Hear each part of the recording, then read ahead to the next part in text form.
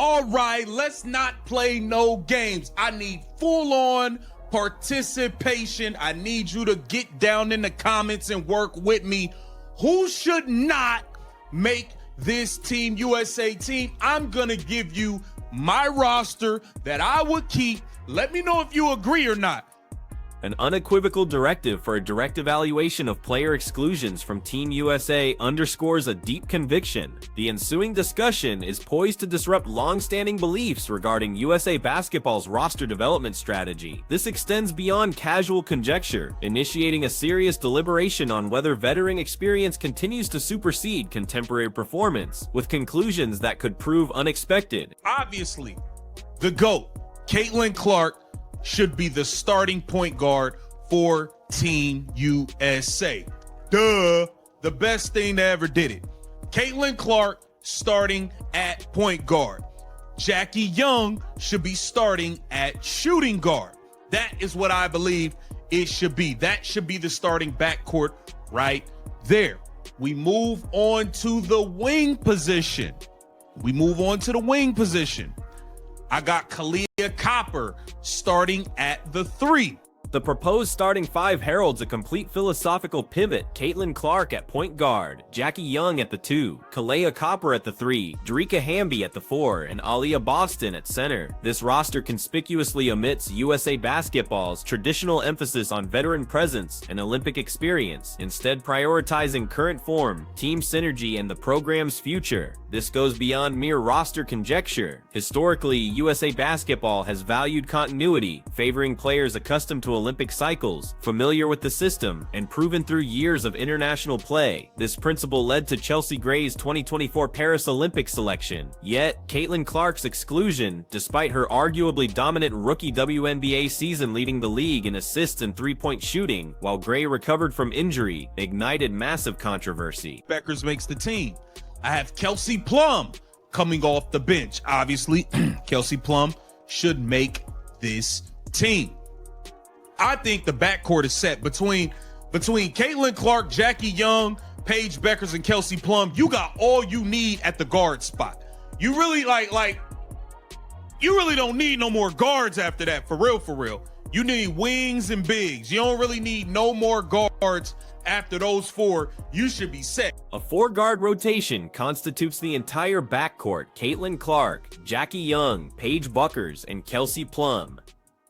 The rationale behind this composition is quite strong. Clark, as a rookie, averaged 19.2 points and 8.4 assists per game, steering the Fever to their first playoffs since 2016. Young, an Aces champion, earned all WNBA recognition. Plum is an established Olympic gold medalist from the Paris Games. Beckers, despite her injury-plagued UConn career, demonstrated elite scoring talent upon her return. However, this guard selection conspicuously omits Chelsea Gray, the 2022 Finals MVP with the Aces. A long-standing fixture of USA Basketball, brings crucial playoff expertise and clutch execution. The counter perspective points to Gray's approaching 32nd birthday in October 2024 in her season-long struggle with foot and leg ailments. She participated in only 26 games during the 2024 WNBA season, averaging 10.3 points and 4.4 assists. These figures, while respectable, no longer qualify as elite. I have at the 4-5 off the bench. This might surprise some of y'all. Y'all gonna see where I'm going. I got Cameron Brink. On my team. I don't know about y'all. I got Cameron Brink coming off the bench for this team. I have Rickea Jackson coming off the bench on the wing for this team. I also have Kiki Area Finn coming off the bench as a backup big on this team. We have one spot left between Angel Reese, Chelsea. The discussion now shifts to the intriguing choices for the bench. The proposed selections include Sonia Citron of the Washington Mystics, Rickea Jackson, Cameron Brink for the 4-5 positions, Kiki Harrigan as a backup big, and Angel Reese securing the final roster slot. The most contentious decision is undoubtedly the preference for Cameron Brink over Brittney Griner. Griner, a 6'9", two-time Olympic gold medalist, stands as one of the most dominant defensive players in women's basketball history. history, with 2024 averages of 17.8 points, 6.6 rebounds, and 1.5 blocks. She has consistently served as Team USA's defensive linchpin in various international events. Brink, however, at just 22, embodies a forward-looking vision. As the second overall pick in the 2024 WNBA draft and a Stanford national champion, she offers contemporary versatility capable of protecting the rim, switching onto smaller guards, and spacing the floor with her shot. A critical setback is her ACL tear in June 2024, which prematurely ended her rookie season. This roster proposal thus clearly anticipates future Olympic cycles, rather than immediate competition. This team and being just a role player, which is what she should be. She's not a star go-to player. Rebound, and that's it. That's all. Rebound and play defense. That's all you got to do. That should be your role, but your team in the WNBA sucks so bad that you're trying to do more, and that's just not you. Angel Reese makes my final 12. So who didn't make my cut? It's a lot of y'all looking like, whoa, whoa, whoa. You got that right. Chelsea Gray didn't make my team. I'm over all these old people. Look, Chelsea Gray's done her thing. She shouldn't even been in the Olympics. Caitlin Clark rookie year. Caitlin Clark should have had that spot. Angel Reese secures the final roster position, a decision supported by sound if blunt reasoning. As a rookie with the Chicago Sky, Reese averaged 13.6 points and 13.1 rebounds, establishing a WNBA record with 15 consecutive double-doubles. Her strengths are elite rebounding and defensive intensity. Crucially, her role should be specialized, not a primary scorer or playmaker, but a force for rebounds, physical defense, and critical dirty work. The Sky's challenging 2024 season, 13-27, missing playoffs, revealed that when Reese attempted to expand beyond rebounding and defense, her efficiency declined, shooting 39.1% with an arguably high usage rate. Within Team USA, surrounded by elite offensive talent, her perfect role would be exclusively rebounding and defending. We got 4 of the top guards in the league. Every guard I named, in my opinion, is better than Chelsea Gray. Caitlin Clark is better than Chelsea Gray. Paige Beckers is better than Chelsea Gray. Jackie Young is better than Chelsea Gray. Kelsey Plum is better than Chelsea Gray. We don't need Chelsea Gray on this team. No disrespect. You did your thing. You've had your fair share of Olympic runs. It's time for the new generation. Time for us to move on. Brittany Griner did not make this team. Brittany Griner, now you can always use that 6'9" size. I thought about. Let's examine the exclusions and their broader implications. Chelsea Gray, Brittany Griner, and Veronica Burton did not make this projected roster, a move attributed to generational transformation. This explanation complicates the typical operational approach of USA Basketball, which traditionally champions institutional wisdom and players adept at international competition, acknowledging its distinct rules, officiating, and pace compared to the WNBA. FIBA regulations feature a shorter three-point line, a wider lane, and a more physical game. Veterans with multiple Olympic and World Cup appearances possess the necessary adaptability. This adherence to experience explains why Sue Bird competed for Team USA until age 41, earning her 5th Olympic gold at 40 in Tokyo, and why Diana Taurasi remained on the Paris Olympics roster at 42, becoming the oldest player in Olympic basketball history. USA Basketball trusts veterans to perform under high-stakes international pressure. However, a compelling counter-narrative is gaining traction. The competitive margin between the US and global rivals is diminishing. While Team USA secured gold in Paris, several contests were surprisingly tight. Australia and France notably held leads. The era of consistently winning by 30-point margins is waning. This reality may necessitate a re-evaluation, favoring athleticism, shooting prowess, and players currently dominating the WNBA, rather than those who peaked 5 years prior. We got Hamby, we got Angel Reese, we got we got Kiki, we got some bigs, we got some size, we good. And Veronica Burton didn't make this team.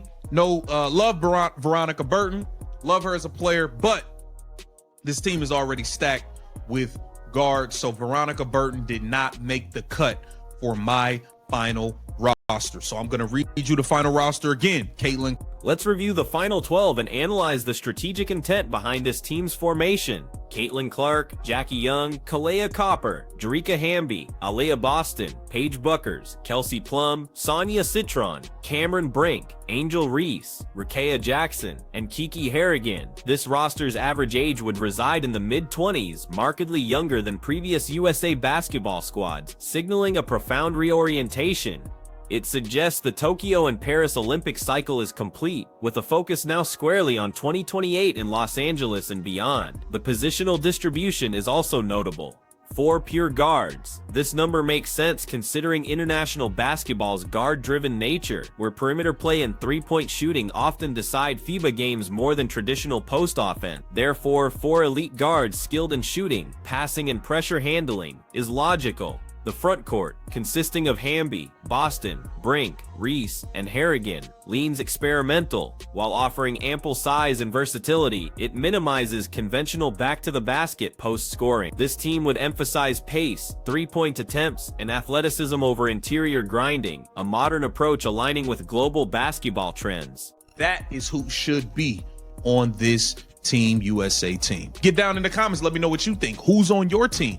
Who would you take off of my list? I think I know who a lot of y'all say. Get down in the comments, let me know. Let's keep the vision. This critical discussion transcends mere selections, probing USA basketball's evolving identity and its willingness to confront legacy versus current performance. Chelsea Gray perfectly illustrates this dilemma, a celebrated champion, finals MVP, and Olympic gold medalist, whose elite contributions earned respect. Yet by 2024, age and injuries had visibly diminished her standing. Arguably outside the WNBA's top 10 guard, the question arises, should past accomplishments be rewarded, hoping for renewed form, or should current, superior play be prioritized? Brittney Griner presents a similar challenge. Still productive and an elite shot blocker globally, but at 33, her mobility has declined from 5 years prior. Cameron Brink, if healthy, offers greater versatility and future potential. Though not yet as defensively dominant, the core decision prioritizes championship pedigree versus future upside. USA basketball has historically favored veterans, exemplified by Diana Taurasi's inclusion for leadership in Paris despite minimal play, and the automatic selection of Stewart and Thomas despite injury concerns, reflecting the organization's value for continuity and trust. However, the Caitlin Clark decision dramatically shifted the discourse. Her exclusion as women's basketball's most popular player generated massive backlash, especially given WNBA viewership for her games often surpassed Olympic basketball figures. Poor optics suggested punishment for her rookie status despite undeniable top-tier talent.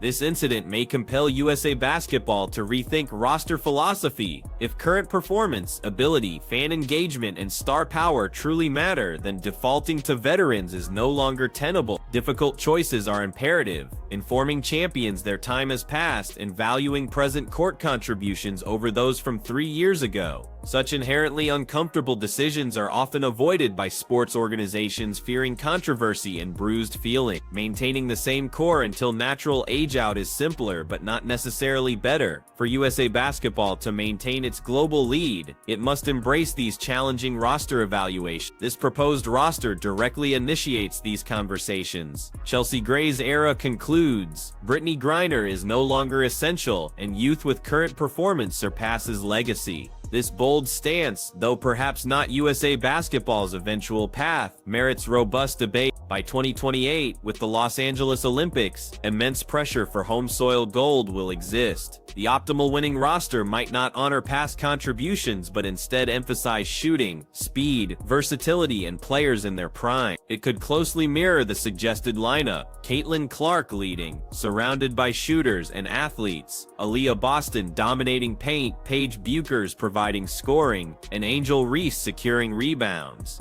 This roster is built for 2028 victory, not for 2024 accolade. The fundamental question, therefore, isn't the precise roster but whether USA basketball is ready to adopt this philosophy. Are they prepared to prioritize performance over pedigree? To acknowledge that the next generation has arrived? To build around Caitlin Clark as they did Bird and Taurasi for years? Failure to do so by continually deferring to veterans, experience, and loyalty risks dominance. International competition advances. Australia, France, Spain, Canada, Belgium, China are all improving. The gap is narrowing. Sustained supremacy demands fielding the best possible roster, not merely the most decorated.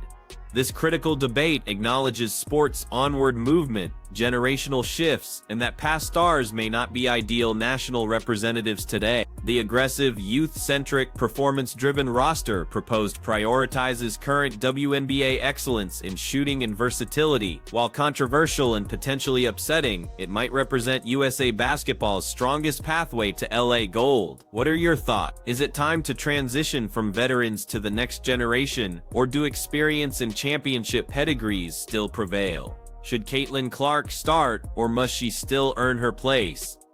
Crucially, in your roster selection, who stays and who goes? Engage in comments. This vital discussion is just commencing.